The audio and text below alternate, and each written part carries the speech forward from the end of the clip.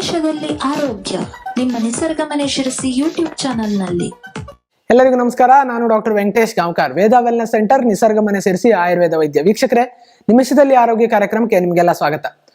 ಮಧುಮೇಹಿಗಳು sugar ಮಾತ್ರೆನ ತೆಗೆದುಕೊಳ್ತಾ ಇದ್ದೀರಿ, ಆದರೂ ಕೂಡ ಶುಗರ್ ಕಂಟ್ರೋಲಿಗೆ ಬರ್ತಾ ಇಲ್ಲ ಅಂತ ಹೇಳ್ತಾ ಇದ್ದೀರಾ. ಅವರಿಗೆ ಈ ಒಂದು ಸರಳ ಮನೆ ಮದ್ದನ್ನ ನಾನು ತಿಳಿಸ್ಕೊಡ್ತಾ ಇದ್ದೀನಿ.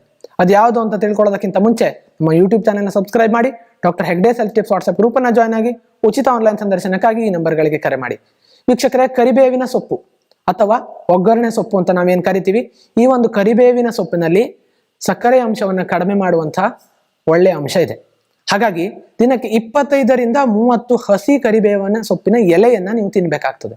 ಬೆಳಿಗ್ಗೆ ಖಾಲಿ ಹೊಟ್ಟೆಯಲ್ಲೋ ಅಥವಾ ಸಂಜೆ 5:30 ಹೊತ್ತಿಗೆ ಖಾಲಿ ಹೊಟ್ಟೆಯಲ್ಲೋ ಈ ಒಂದು ಕರಿಬೇವಿನ ಸೊಪ್ಪಿನ ಎಲೆಯನ್ನ ನೀವು ಜಗದು ತಿನ್ಬೇಕು.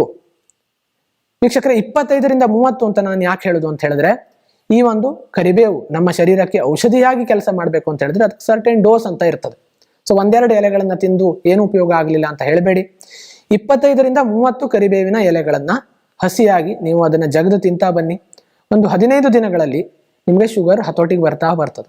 ಸೊ ನೀವು ತೆಗೆದುಕೊಳ್ತಾ ಇರುವಂತ ಮಾತ್ರೆಯನ್ನ ಹಾಗೆ ಮುಂದುವರಿಸಬೇಕು. ಅದಕ್ಕೆ ಸಪೋರ್ಟಿವ್ ಆಗಿ ನಾನೊಂದು ಮೆಜರನ್ನ ಇದನ್ನ ಹೇಳ್ತಾ ಇರುವಂತದ್ದು. ಸೊ ಮುಂದಿನ ದಿನಗಳಲ್ಲಿ ಶುಗರ್ ಕಡಿಮೆ ಆಗ್ತಾ ಬಂದ ಹಾಗೆ ಮಾತ್ರೆಗಳನ್ನು ಕೂಡ ಕಡಿಮೆ ಮಾಡ್ಬೋದು.